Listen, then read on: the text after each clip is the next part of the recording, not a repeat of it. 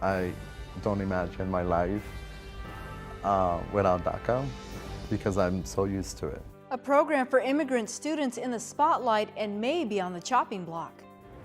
Sometimes it feels like people still don't see us. The legal ramifications involving hundreds of thousands of people. Because it was an executive action, so an executive action can be undone by another executive action. Deferred action for childhood arrivals. This is Arizona Week.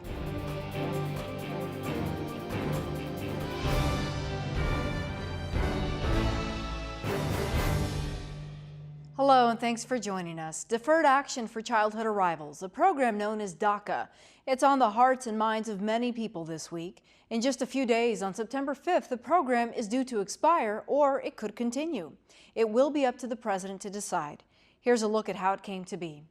President Barack Obama launched the initiative more than 5 years ago.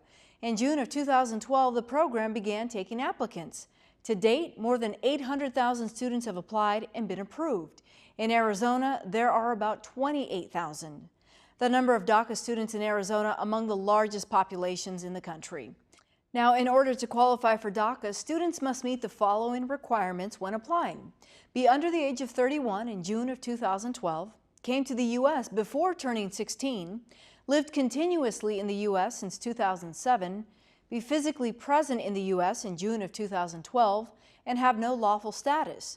Students must also be enrolled in school, have graduated high school or earned a GED, or be an honorably discharged veteran.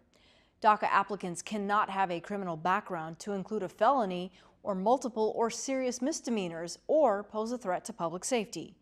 The program also requires that students apply for a work authorization card, a driver's license, submit biometrics, pay a $465 processing fee, and provide documents proving their time in the U.S.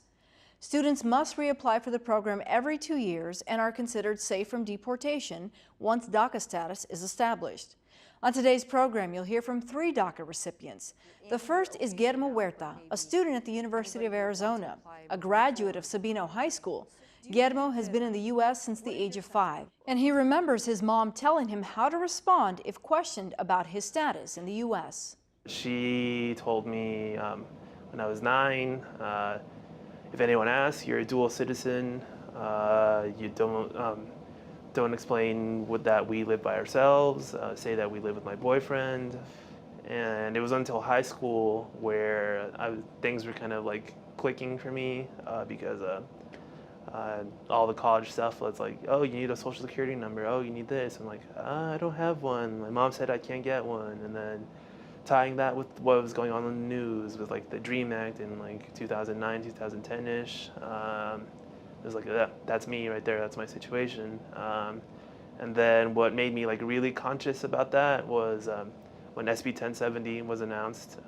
Actually, the day that it was signed, 2 of my classmates kind of were horsing around, but in a really mean way, pushed me against the wall in like when we were changing in gym class and said, show me your papers.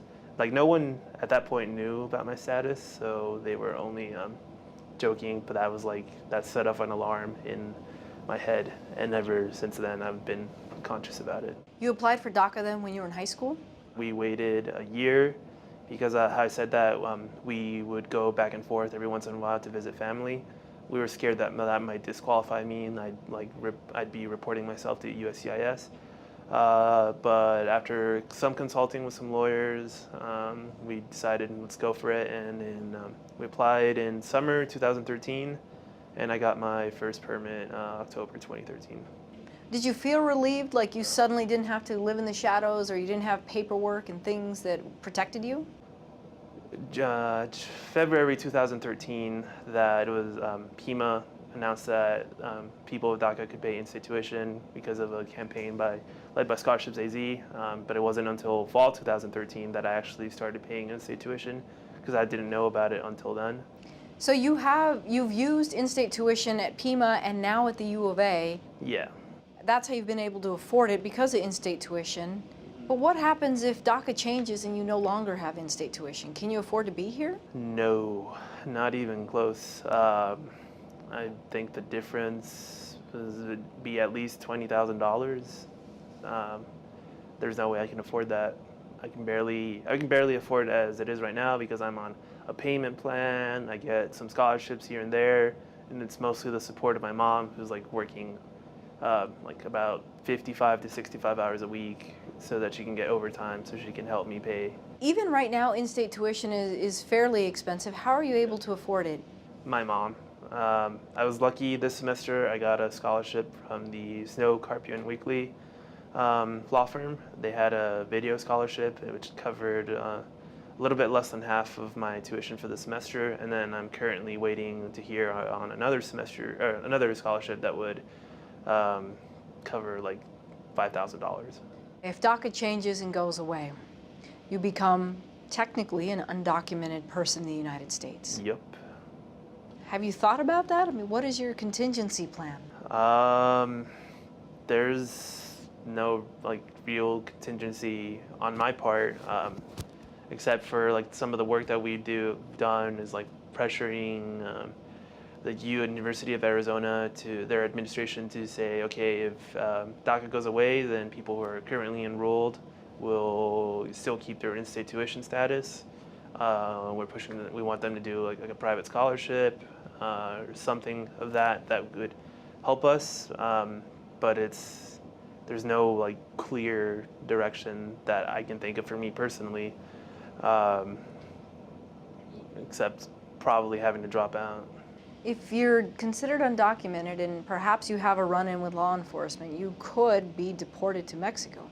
Yes. What would that be like for you?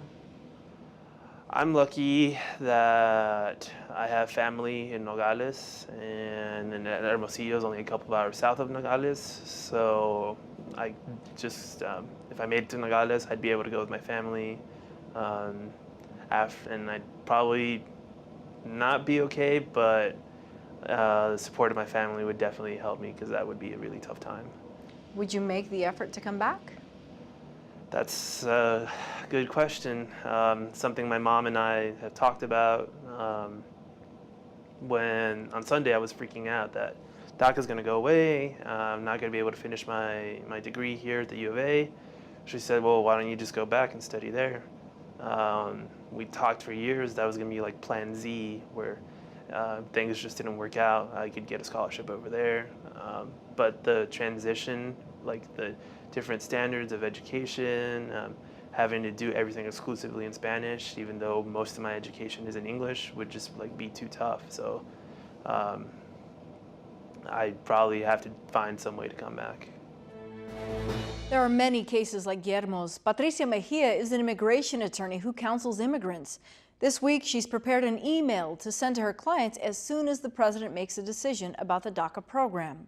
If something happens, then we would have to sit down with them again and reevaluate their status to see if there's any other possible way for them to remain in the country legally. For some of them, there's nothing else, and that's why this was a solution for them. It gave them a temporary reprieve from being undocumented. Now they would just go back to being, undocumented people who can be removed at any time. Take me back to 5 years ago when President Obama made this decision. What was really the idea behind it, or what was the goal in deciding what to do with this population of people? I think his goal was to send a message to immigration law enforcement that these kids are not a priority. Set your priorities straight. Go after the criminals. Go after other kinds of people who maybe should not be here. But these are just young children. So let's give them a break. Let's give them a chance. Let them come forward. Let's get their information so that we can help them out. I saw it as an exchange. You come forward, you let us know who you are, you meet some requirements, we can help you out. And so I think that was what he was trying to do. And hopefully, I think he had in mind a more permanent program, but that would take Congress. And a lot of people might be saying, can the president really just get rid of DACA altogether on his own? Can you explain the legality behind this? Yes, he can, because it was an executive action. So an executive action can be undone by another executive action from a subsequent precedent. So for sure, it can be undone by the president. A lot of people think that Congress is in charge of immigration law, and Congress is in charge of immigration law, but this was a different kind of action by a president trying to circumvent maybe Congress and try to get something done. And now we have another president who may disagree. Mm-hmm. DACA goes back 5 years. What protections are given right now for these applicants, these 800,000 students? They have deferred action, which that means is that they're not supposed to be removed for a period of two years, and during those 2 years they're authorized to work in the United States legally. They're also allowed to obtain a social security number and a state ID or a driver's license. And education-wise, if they were to stay, for example, especially here in Arizona where they get in-state tuition, they may now pay out-of-state, but there are students who may not want to continue going to school. Yes, it would force them to go underground, I would suppose, because they would want to protect their families and themselves from immigration enforcement. Many of them have very strong ties in the community and are active participants in their community, so it would be very unfortunate. This deadline comes along and perhaps DACA goes away. These people are now considered undocumented immigrants, is that correct? Yes, they would be ripe for enforcement of immigration laws. So what that means is that they could be picked up and removed from the country. You work with a lot of these families and the students. What sorts of things would surprise many of us to know about these people? I think many of them are enrolled in school or they're working. They're able to either attend school or work, and many of them have mortgages, they have student loans, they have car payments to make. They're just regular people living, regular lives, I suppose. And it's unfortunate, that they've made a commitment to the country. They've promised to abide by the laws and respect them in exchange for this work permit. And all of a sudden, if they're not allowed to stay here anymore, I think it would be devastating for many of them to return to a country that they don't even know. Many of these people are childhood arrivals. The majority of them came out at a very, very early age, and so they don't even know where they came from, really. The U.S. is all they know. In your professional opinion, has DACA been an effective immigration tool for these families that fell into a gray area? Absolutely. I think it allowed them to come forward, to have a voice, to exist like normal people, again, to have an ID, to be able to participate in normal life, go to a club, go to places where an ID is required. So all these kids were able to get a driver's license and just do normal things that teenagers would do. And all of a sudden for them to be not allowed to be here anymore, not to feel welcome, this really is very unfortunate. We hear a lot of critics saying, why not just do it the legal way, the right way? Can you talk about that process to become a citizen or to obtain a visa or some sort of permit that allows someone to be here legally? Oh, that's a very common question. I think most people think that you just get in line and pay money and then you get residency or citizenship. It's not that easy at all. There are many, many requirements. The number one requirement is that you enter the country legally. A lot of these young kids were brought in illegally by their parents who were probably fleeing violence or looking for better economic opportunities in the U.S., so they entered illegally. So if they wanted to obtain legal status in the United States, they would have to return to their home country and trigger a 10-year bar. They would be barred from re-entering the United States for 10 years because they have accumulated unlawful presence here. So it's not that easy. It's not that you just go get it. There are many impediments, there are many fees, but the most important there are these very draconian laws in place that punish you for at least 10 years before obtaining any benefits if you return to your home country. And that's if you're in the U.S. right now undocumented and you acknowledge I am and I'd like to become a citizen. Yes, and then they say, well, how did you enter? And if you say, I entered illegally, they say, okay, well, then we can't help you here. Go back home and wait there. And then the wait time is 10 years. What is the process like for a Mexican national, for example, right now who says, I want to become a resident of the United States? What's the timeline? It depends on who's petitioning them. The shortest could be 6 months if it's through a spouse, if it's a parent and the beneficiary is a child, or if it's if a child petitioning their parents. So there's like an immediate relative category, which is the fastest, and the shortest time could be about 6 months to a year maybe, and the longest could be 22 years. Some background now on the approaching deadline. When President Barack Obama was in office, the DACA program had a 5-year lifespan. It expires next week on September 5th. It will then be up to President Trump whether to extend it or eliminate it. Congress may also take up the issue immediately upon returning from its summer recess. The additional factor in this debate, 10 states, all with Republican leadership, have threatened to sue if the program continues. Arizona is not among those states. Whatever's decided, it will have immediate impact on 28,000 students in Arizona who could conceivably become undocumented immigrants if DACA ends. Erendida Robles is a 19-year-old student at Pima Community College who learned she was undocumented as a young child, first for a school trip to the Grand Canyon, then in high school, readying for a trip to our nation's capital. I made it to nationals, and nationals was in DC. And right when I knew that I was going to compete, I knew that of course I was aiming to go to nationals, but I also knew that that meant getting on an airplane.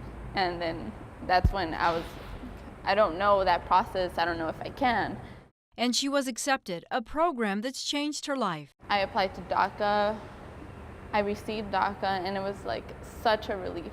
I was so relieved that I could, as easy as get on a plane to go compete with something that I loved. And you went? Yeah, I was able to go. I received gold, like it was all worth it. But yeah, DACA was a big relief. Erendida Robles looks like any other student walking the campus of Pima Community College. And she is a young woman who dreams of a career in fashion, a daughter, a big sister, a high school graduate, now a college student enrolled in 3 classes. Erendida and her parents cover tuition on their own. School is it's very important to me. It's always been since I was little. So I can't get scholarships or federal aid, so that holds me back from taking more classes and being able to graduate. It holds me back from thinking bigger. When I was a freshman, I was like, it's fine if I start off at Pima and then transfer to the U of A, but right now it's, will I be able to transfer to the U of A? Like, am I going to be able to afford to go to the U of A? Even doing social work, am I going to be able to get a job in social work, because it is a government job. After September 5th, you could be considered undocumented in the United States. I've gotten so comfortable with having DACA, so I don't know what being undocumented would be like. I don't know what I would do without being able to work, without having a license, without like being able to pay school, because I would be paying out of state. You could end up in Mexico. Do you have friends or family there?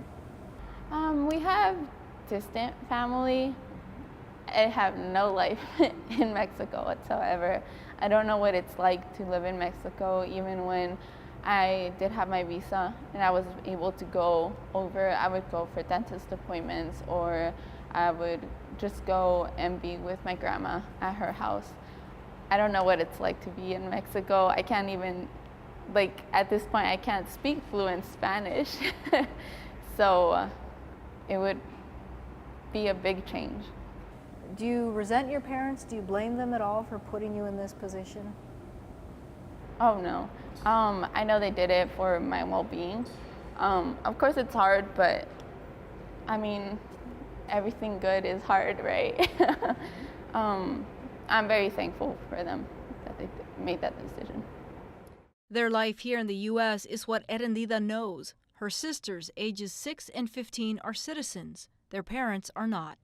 The circumstances behind the family's decision, she does not question. I don't know, if you had the option to take your children, to stay where you are and be comfortable with life, or to take your children somewhere where you know they're going to have better opportunities in the future and you're going to be able to provide better things for them, even if it was going to be hard, I mean, which one would you choose? I don't blame them at all. I'm very thankful for that. There are people who will question your parents and judge them. How do you accept that they didn't quite do it the right way, the traditional way? I feel like if people they're not going through this experience, it's very easy to say that we didn't do it the right way. But in our eyes, it's the only way we could do it. For now, Erendida's life is here, and it's one she's fighting to keep. As September 5th approaches, organizations and political leaders are asking the president to keep the DACA program. This week, the Tucson Hispanic Chamber of Commerce issued a statement urging President Trump to maintain the program, saying, quote, "Dreamers are vital to the future of our companies and our economy. With them, we grow and create jobs. They are part of why we will continue to have a global competitive advantage." The statement goes on to say that the U.S. economy stands to lose $460 billion from the gross domestic product and another $24 billion in Social Security and Medicare tax contributions. Federal lawmakers return to our nation's capital next week. Among them, Representative Martha McSally, who says she is committed to addressing DACA sometime soon. We need a legislative solution for this, for sure. I am co-sponsor on a couple of bills related to that. We've got to solve this issue, and I'm working with my colleagues and urging the leadership and the administration. We got to solve this problem.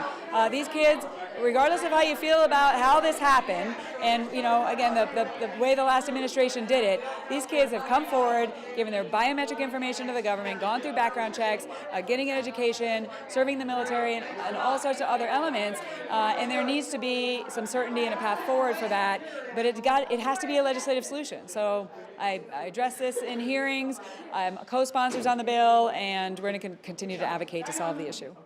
Also addressing the issue, Representative Raul Grijalva, who says DACA will need to be a top priority. The congressman says negotiations will likely happen given the political scope of the budget and immigration.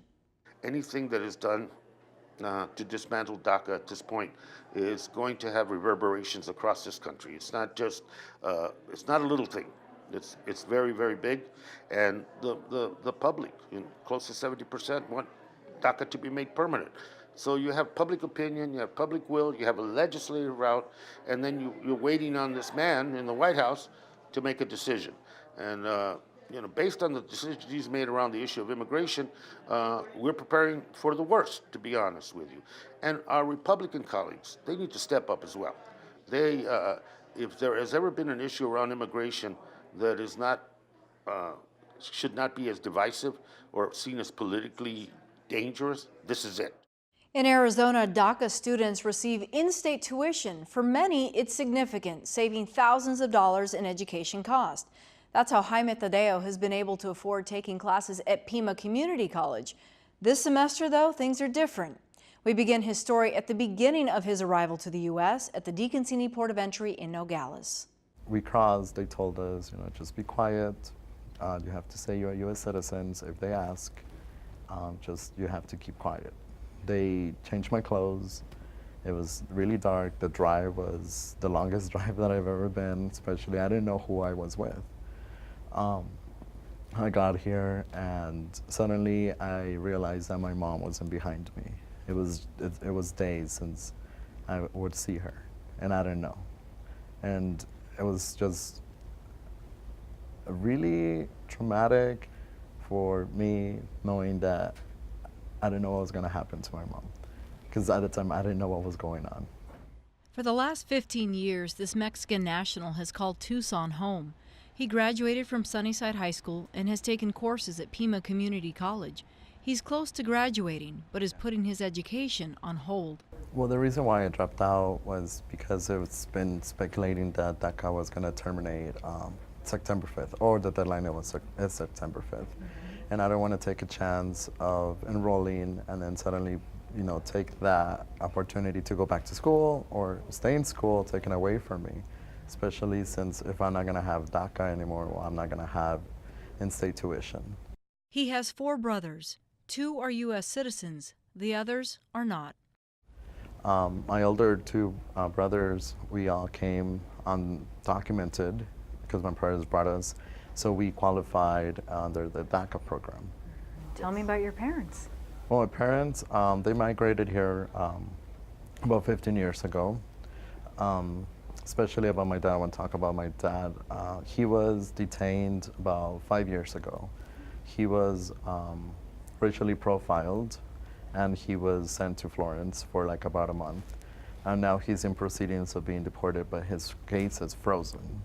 So he also has legal status. For now, he is able to stay here. Tell me about your work here at Mi Familia Vota. So I was given the opportunity to do citizenship fairs. So that's what I do. I organize the citizenship fairs. I help folks that are qualified resident permanents to find their path to citizenship. It's ironic that you're trying to get people to vote or become citizens, yet you yourself don't fall in either category. And one of the paperwork that I was filling out for DACA, it does have a section on there that states how did you come in. So mine is no legal entry. So without DACA, I'm pretty much documented completely now. So I didn't come with the visa. I didn't come with the passport. It was just an unlawful entry, as they call it. So without DACA, I'm going back to that. In other words, back to the shadows, back to not knowing what's going to happen. Because DACA was the only opportunity that I think I had as for be a little more free in this country, as we all should. This 24-year-old wants to finish school, embrace a career in photography, and begin a new chapter of his life. I've always wanted to travel, which brings me to my next point. I can't leave the country. So it's been, my family have always been business owners ever since I can remember. So that's what I always wanted to do, have my own business. I'm starting my own business now. And it's just been a dream of mine to have a business, teach others, have that little shop, that little local shop that's everybody knows because they're all locals in Tucson or whichever I end up. That's been one of my dreams, and now that I grow older, I understand that I have to create jobs, get employees, give out to the community. Is there a fear in your mind or in your heart that things could change within the next week? I mean, you don't know, there's a lot of uncertainty. Yeah, I worry, but now I understand that there's more work to do, and I know that I could probably be deported because somebody out there has my information, my brother's information, my dad's information, my mom's information. So there is that risk, but I'm not letting that mentality of something could happen to me stop me now until it happens. If it happens, I have a whole community behind me that can support me, that can fight for me. But if it doesn't happen, so great, we just kind of push forward. As September 5th, the DACA deadline approaches, students here in Arizona are watching the dates closely. Next week is the last day to drop a course for a full refund. It's unclear at this point if colleges and universities will make accommodations for students based on the president's decision. Arizona Public Media will continue to monitor the story and have an analysis for you on next week's program. For all of us at Arizona Public Media, I'm Lorraine Rivera. Thanks for joining us.